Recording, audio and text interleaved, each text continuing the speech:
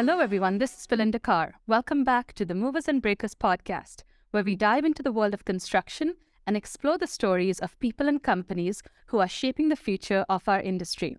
From the latest innovations to the challenges and triumphs of everyday individuals, we bring you the inside scoop of what's happening in construction. Today, I'm speaking with Magali Anderson, Chief Sustainability and Innovation Officer at Holcim. Thanks for joining us, Magali. Thank you, Belinda. I'm very, very happy to be with you today. Thank you. So you are based in Switzerland, but we met a couple of months ago at MIT in Boston. And that's because in addition to your role at Holcim, you are also on the Industry Advisory Board at MIT. You're also on the Corporate Advisory Board at the World Green Building Council and the Strategic Advisory Board for Business for Nature. It's mind-boggling to me how you managed to juggle so many things at once. And talking to you when we met in Boston, you're a very inspirational and motivational person. I learned a lot during a very short conversation, and I'm excited to share all your knowledge with the rest of the people in our industry. No, thank you very much. I just think that I was born with a double dose of energy. Double dose of energy. Most people. So I need to use up that energy somehow. And that's why I try to do so many things. I have no choice. That's no choice. Wow. So at least you're putting it to good use. You're helping us you're helping everyone in the construction industry on the sustainability side. But there's a very interesting fact about you. You actually started your career in the petroleum industry. That was the majority of your career. Can you tell us a little bit more about that? Well, I'm an engineer by trade, and I've loved science for as far as I can remember. And I think, remember I graduated, it will be soon 34 years ago. So you imagine older than most people listening to that podcast. And at that time, we didn't have a huge amount of information of which career you could do, etc. What I wanted to do is science. And I had discovered that I could really combine my taste of adventure and science together into one job. And that job was to become a field engineer working on an offshore rig. I started working in Nigeria, in Wari to be very specific. So really completely by myself at the middle of the sea with 80 men. Incredible adventure. One of those you say, what doesn't kill you makes you stronger. And I really enjoyed my career there because I went through all kind of jobs. Schlumberger is one of those companies that never let you feel bored. So when you have that was perfect for you. Exactly. Once you have been 2 or 3 years in a job, they move you, and they like to move you into something you have never done. So you are always, they keep you on your toe all the time, and I really loved it. But I think I got a wake-up call around, I was getting to my 50. And, I think 50 is an age where you start considering. So some people buy sporty cars. My 50 wake-up call was... Let's start a new career. Well, but more than that, let's give purpose to my career. Before it was scientific, and in all fairness, I was not that much aware of climate change, etc., like most people of my generation. And it was growing at me. I had my daughter who was already a vegan, there was all those circumstances, and I just wanted to do something more purposeful. So when Holcim contacted me at the start was for the job of health and safety 6 years ago. I thought, that's a great job because I'm waking up every morning to save people's life. And that's a cool thing to do. And 3 years later, when they created the sustainability officer job, I thought, wow, I was asked, my job before was to save people's life. My job now is to save the planet. That's even more cool. So was it you that said, hey, I've noticed you've created this new role. I want to be a part of it. Or did they notice something in you that said, and they came to you and said, would you like to be a part of this new role we've created? Frankly, they actually came to me because I didn't know that what was created is something that had been kept more or less secret between the board and the CEO for all kind of good reason. It was considered as a material information. So they hadn't gone around and talked to people about it. So I didn't know about that all. So when my boss, but the CEO was already my boss, but I was not yet part of the executive committee. I was not an officer yet. When he came to see me and offered me that job, it's good I was sitting because I think I would have fallen off. I was like, wow, I have no idea why you thought of me, but of course, I mean, I I just want to do it. Yeah. Yes, let's go, let's do it. And has it been, well, before we move on, maybe we should tell people what Holcim does. It's one of the largest cement manufacturers in the world. Correct. So it's the largest building material company outside China, and we do all kind of building material, including cement and concrete. So it has a large CO2 footprint. It's called this famous hard to abate sector. And I think what drives me more than anything else is really the idea of impact. What impact can I have? And when we created the CSO position, Jan basically told me, here you are, you have the job, go ahead and do something. I'm slightly exaggerating. Of course, we discussed together, we discussed with the board what it would look like, but it was complete, it was also, Blank slate. Yeah. yeah, I was really given a lot of freedom. And really what was exceptional, what was immediately striking, because of course we had been doing sustainability in the company for many, many years, was not a new topic. What was new is to put it in the executive committee, meaning to put it at the heart of the decision making, the strategy of the company. And that made a total difference. And when that job was created, I thought, this is such an incredible opportunity to change things that it will be criminal if I don't do something. It has to be exceptional. You know, I'm French. It has to be a revolution. We have to change everything.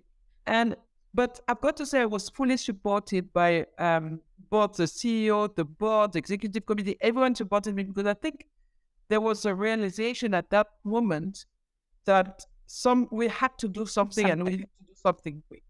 Yeah. And I guess that's the change you might have noticed in the industry in the last 10 to 20 years, because our industry, the construction industry, is typically resistant to change. But there's been a wake-up call. There has been more urgency that's felt by everyone in the industry. Like, we can't keep doing things the same way. We can't have the same carbon footprint. We have to rethink the way materials are made. So it seems like your personal values aligned with Holcim's company values really well. Yes, it was. It's really, I think the topic had been growing, but if you think about what happened over the last 5 years, I would not even go as far, 10 or 15 years, how they'd been pressured by shareholders, of course, the young people driven by Greta Thunberg.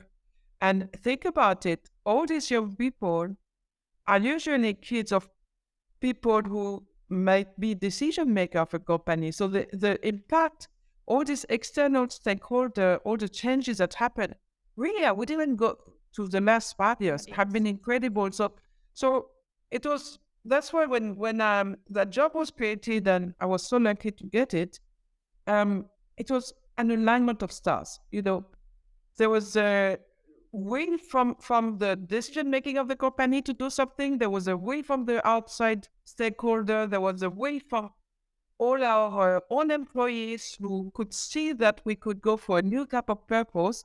So everything was aligned, and that's what I meant by it was energizing me even more than usual. Because me with a team, of course, the team did an incredible work. It was like we've given a fantastic opportunity. We can't waste it. We have to do something good with it. But it can't have been as easy as you're saying, because we're talking about a complete a shift between these two generations, a shift in mentality, a shift in the way we produce products. So I'm sure you got some pushback from the rest of the people in the industry. It can't have been smooth sailing. Well, the first thing I think was we were first movers. And because there is a lot of... So you changed things before people even realized they were changing? Well, yes, but also it's a very conservative type of industry. So even our own industry, our own company, we had to convince them. They knew it was the right thing to do, but not everyone was really happy to test the water, to be the first one to do it. So that was certainly the biggest thing to we had to really prove to everybody that it was safe to be first movers of that space.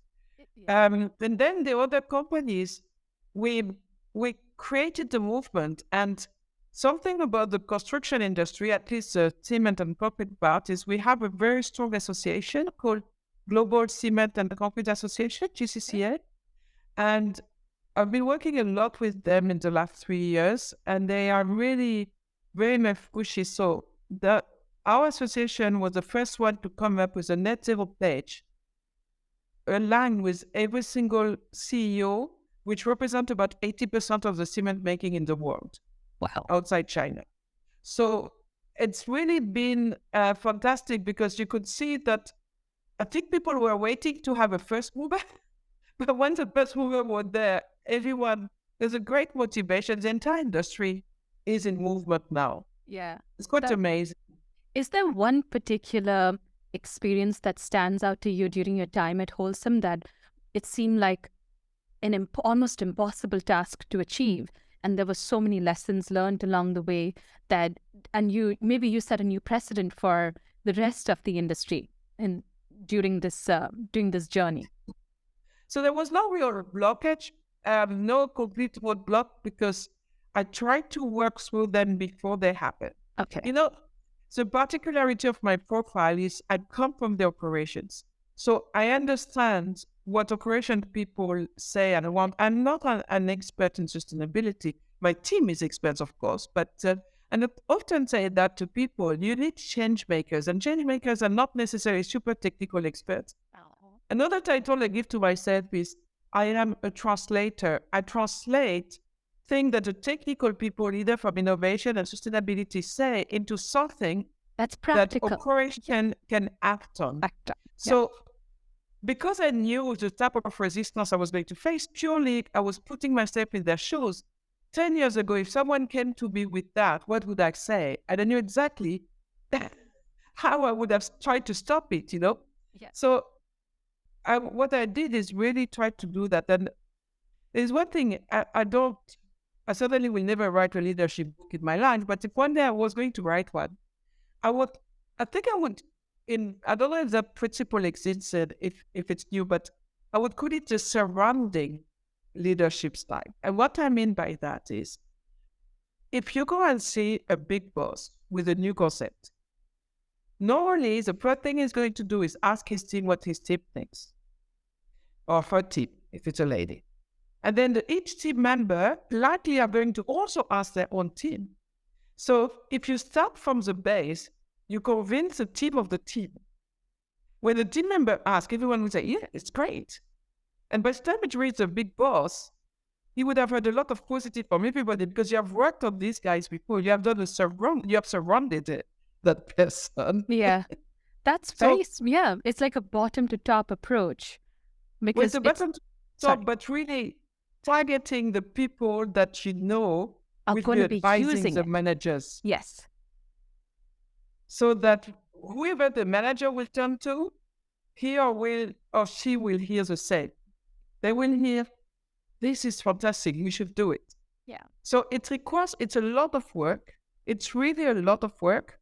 But it's worth the investment when you are trying to do something as new as coming for a net zero pledge with a complete new model, etc. It's worth it. It's worth the time. This isn't I'm trying to create an analogy to my experience, like in the architecture industry.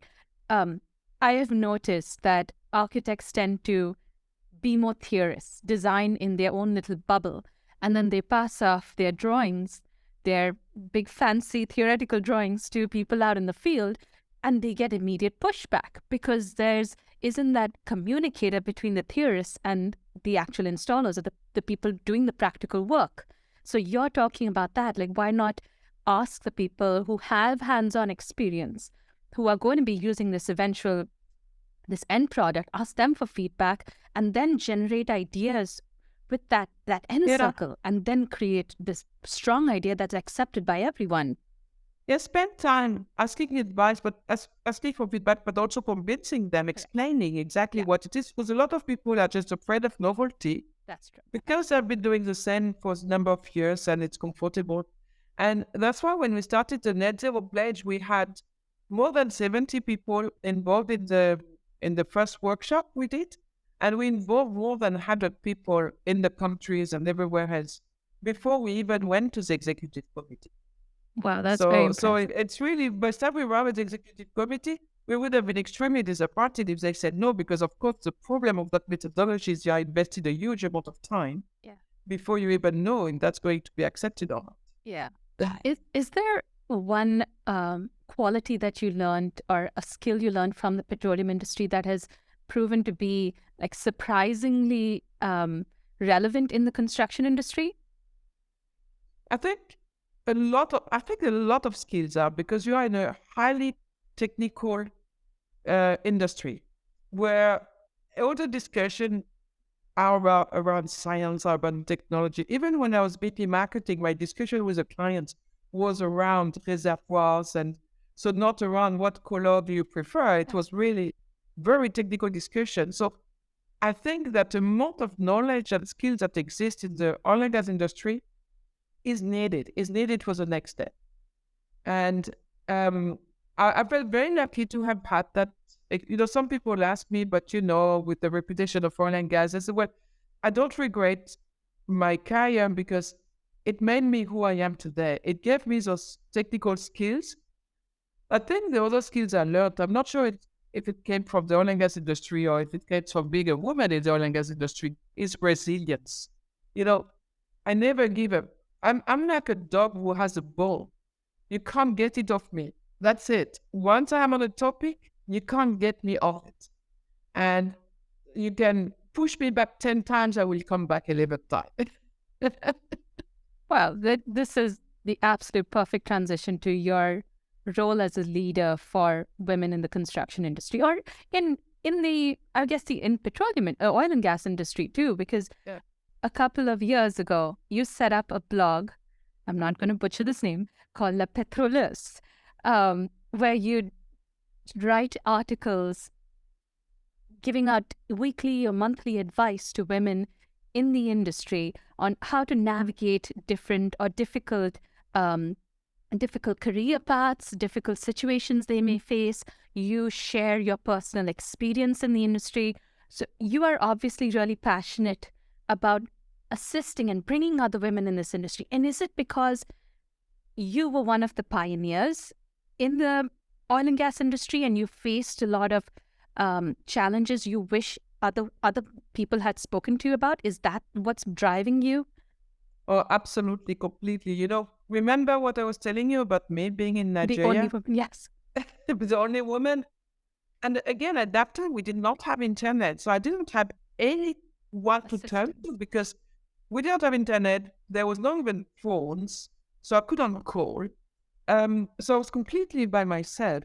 And it's a great time. I don't regret it. But I met my husband then, and we are going to celebrate our 30 years wedding anniversary this year. So it was fantastic time, but it was tough. It was very tough. And yeah, the idea behind was always that I started by writing a book 20 years ago, which is today only in French. I'm working on the translation, and it's an autobiographic book. So that could look very, very arrogant, but I was using my personal experience to try to say, I faced that. That's what happened to me, and that's what I learned from it. And the idea was really to help women so they can learn from my negative experience, because there was a lot of negative experience. They can learn from me that they don't need to make the same stupid mistakes I made. Um, and really, I've tried to do that. So it started with a book, and like you said, I've been blogging, even though I haven't been very regular lately. I need to go A back little to bit there. distracted with your 4 jobs. But it's really, the idea is really there. It's really, how do I also try to think of how do I help women, but also how can we create a new type of leadership? Is the is the current type of leadership the only one that is acceptable? Can we do another type of leadership? What value would that bring? So I try to write on those topics. I'm not an expert, meaning I never, I'm not a coach. I haven't studied anything on that topic. It's purely, there's not many people who are a pioneer like me. And I think the women who are, unfortunately, the majority of them are too busy with their career and everything else to share. So I feel like it's a bit my duty now to try to share Pass with on other those people. lessons. Yeah, because it's almost like learning a language or something.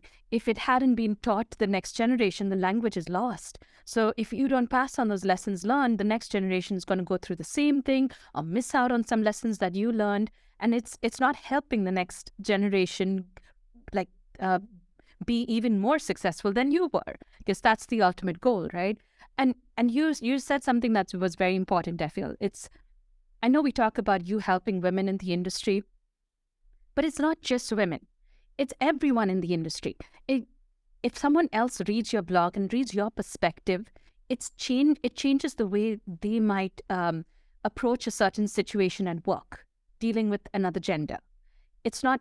It's what you're providing is very, very valuable advice. Yeah, thank you. Yeah, that's what I try to do. You're right. I try to look at both sides because I've been both the employee who is traveling as the only woman in the team, but I've always also been the manager who is managing those employees. And how, as the manager, do you create a type of environment that is very inclusive, but not just of women? Of course, women is gender, sorry, I should say more than women, is the topic that I know the best, but it's valid for everything else. When I talk about accepting another type of leadership, it's not just women, it's also men who would be ready to show some vulnerability, but still be a leader. Yes. It's not just that, because you mentioned being a pioneer. One of the issues with pioneer that I read a fair bit about pioneers, and one of the issues of a lot of pioneers is to say, well, I'm managed by myself, so they can manage as well. Uh-huh. And so pioneers are almost sometimes the enemy of diversity. And it's not they don't do it on purpose. It's just for them. It's so natural that they put that way they manage.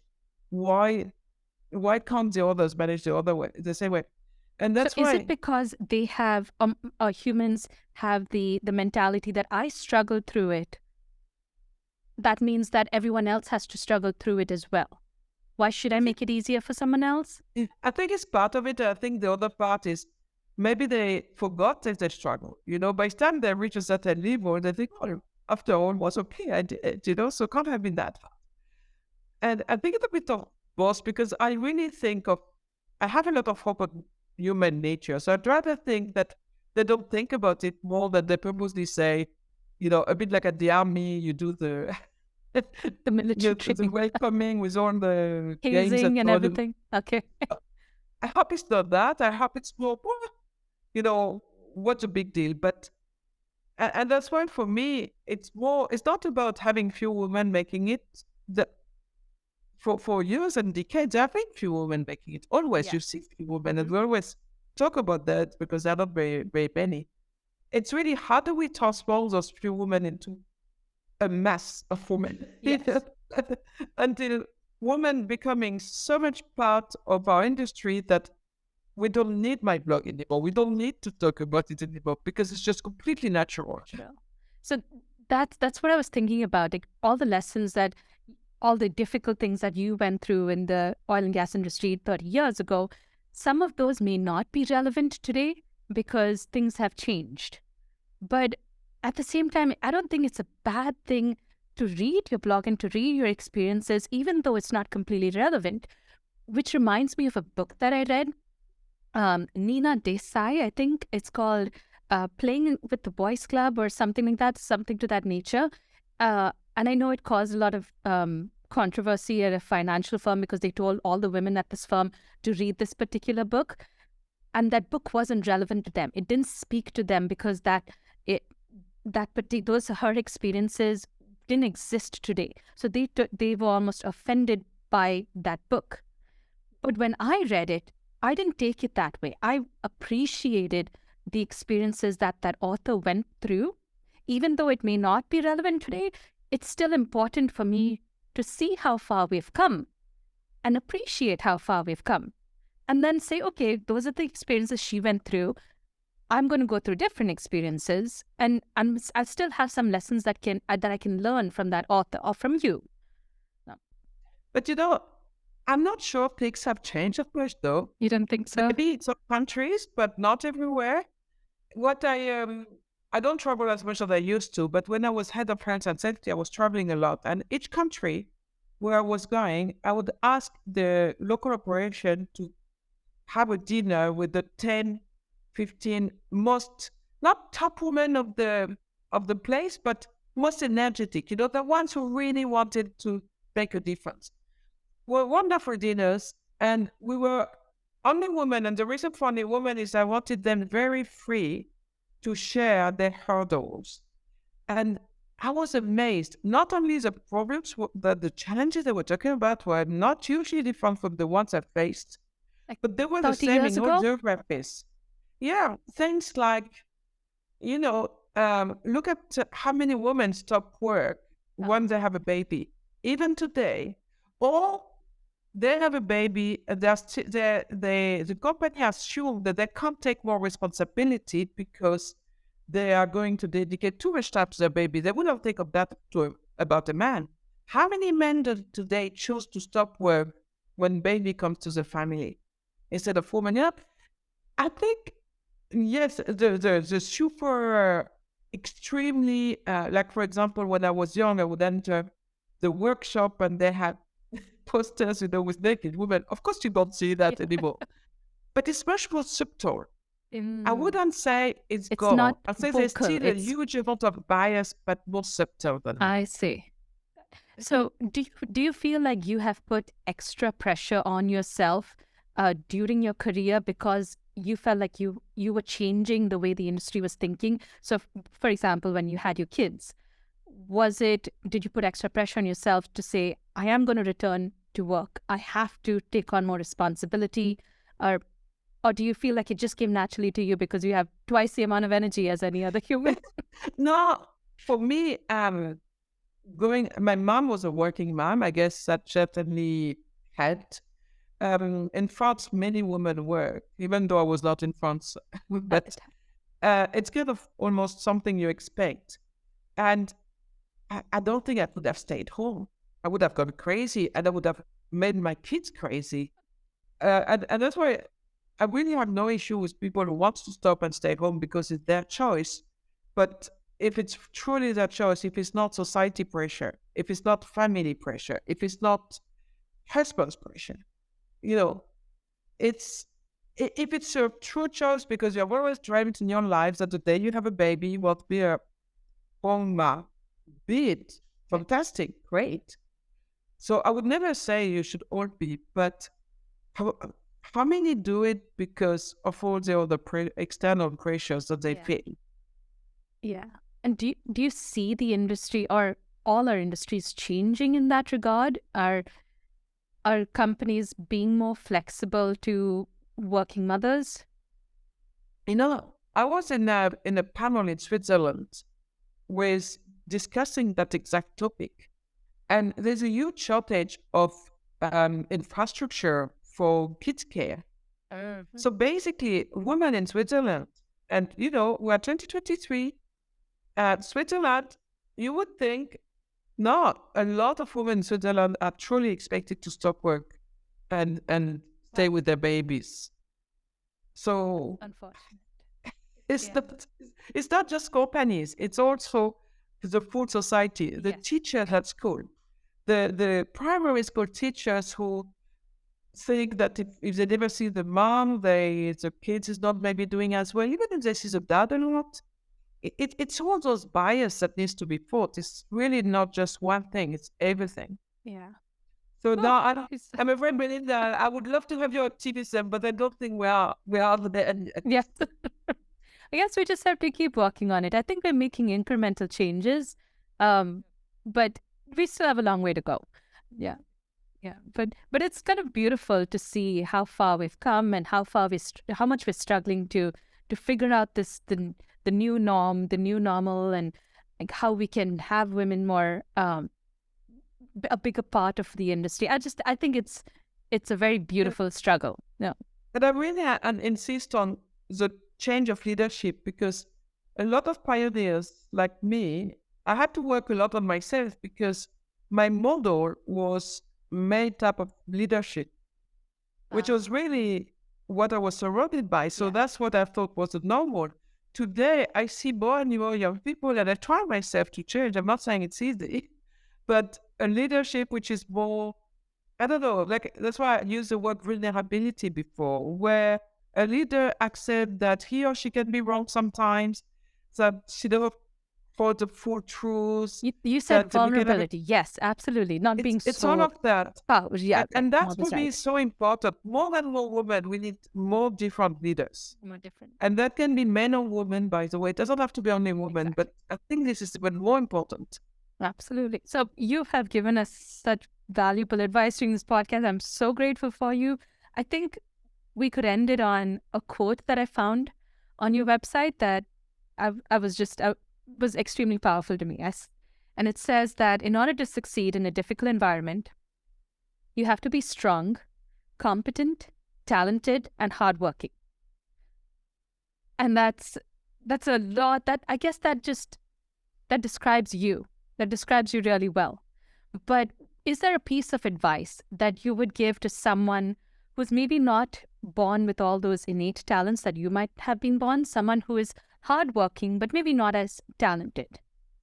How did they get to that position that you have gotten to? So I think in my case, I never looked too much ahead. What I tried to do is every position I tried to do the best I could on that position. And so if you really do the best you can, then you will be considered for the next promotion if you let people know how good you are, which is usually one of the issue with ladies compared to men. Men, for the same success, men will make sure everyone knows about it. Again, not all men, not all Yes, women, but absolutely. Yeah. in general, when women would tend to be more quiet and wait for people to recognize their talent. I talk about those women, I call them my silent, competent ladies. They're extra competent, but they don't let people know enough about it. And I know it can be a little bit hard. If you're not hard worker, you could still do a fantastic leader, but it's going to be difficult to go up the rock that much. There's a moment where I don't know any CEO who is not and I'm not a Yeah. CEO who is away, but you see what I mean? I don't know any CEO who is not super hard worker. It doesn't work. And it's nothing wrong with that. If you don't want to sacrifice too much of private life and everything else to your work, It's your then choice. it's also a Absolutely. great Yeah. choice. But you need to be aware that if you want to really go up the career, at least in the current environment, you do need to be a hard worker. Strong, I think you need resilience, but we should fight the way to people who are not that strong, who are talented and hard worker, because I had to be strong. I hope the Because next of your generation doesn't circumstances. need to Yeah. be as strong as I had to. But I think if I had to give an advice to people, like I said, really concentrate on your current job, do it well, and do stay yourself, remain yourself. Don't try to become someone else because you think that to be promoted, you need to be, I don't know, something different. Because not only it's not going to work, you might be promoted, but soon people will realize you are not what they thought you were. Yeah. You will be super unhappy. So it's really, I think the world has to modify it. And it is happening. It is starting to happen that people understand the young generation don't want to work as hard as the previous one. And the companies realize that they need to adapt to that. So I think it's moving.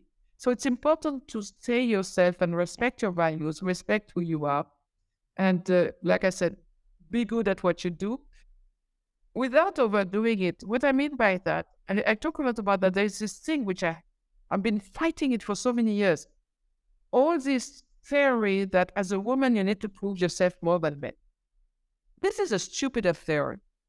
You should have, because if you try to prove yourself, that means that somehow you are telling people that you need to prove yourself because you're not good enough. That's what, why would you need to prove yourself if you are good enough? You don't. So I always tell women, if a company put you in a position, that means that company knows you are the best person for that position. Yeah, companies, that's what they do. They take the best person for a position. They don't play games to say, oh, I like this young lady. Let's see what happens if I put her there because I need a lady. It doesn't happen. Yeah. They want, if the company wants to perform, they need the best people in the position. That's it. So if the company has told you, or by giving you the job, they have told you you are the best person for that position, why do you need to prove anybody is true? I guess for me, in my personal experience, I suffer from the same thing that you're talking about, having to prove myself. And it's because no matter what I do, the moment someone outside, like in the outside world, comes and approaches me, they automatically think that my husband has done what I actually accomplished. Whether it's my research, my YouTube channel, my podcast, or anything, like if I create furniture, do housework, like house renovations, piping, electrical work, whatever, it's automatically assumed that he is the one who's done it. And that's just society. But it affects me you're right. personally. But that's a little bit different. The fact that the bias is such that if a man and a woman enter a room, you automatically think that the manager will be the man, not the woman. Those bias exist, and you need to clarify that. But what you said, I did it, not my husband. Stop there. I mean, the fact you have to clarify to fight bias is one thing, but in the work environment, by trying to prove themselves, not only put a huge pressure on themselves, this get a lot of stress, but also, and a lot of my book was about that. Even 30 years ago, but it still happens now. Also, you become a horrible person. If someone were to help you, just out of being genuinely nice, you will straight away be paranoid. Oh, you think I'm not competent? That's why. No, I just wanted to help you. So that's what I mean by you don't need to prove yourself. You need to have the confidence in you that you are the person for that job, and just do it. But don't waste time. Trying to prove to everybody something. Whatever. Oh, that was excellent advice, Magali. Every time I talk to you, I learn something new. Thank you so much for being on a podcast and sharing all your wisdom. And I'm going to, as soon as you translate your book from French to English, I'm going to share it with everyone else on LinkedIn and on our community, because I think you have some very, very valuable advice for everyone. Thank you, Belinda. In the meantime, my articles are bilingual, so they can be read in both languages. And thank you very much for having me. It's always a pleasure to talk to you. Likewise, Magali. Thank you. Thank you.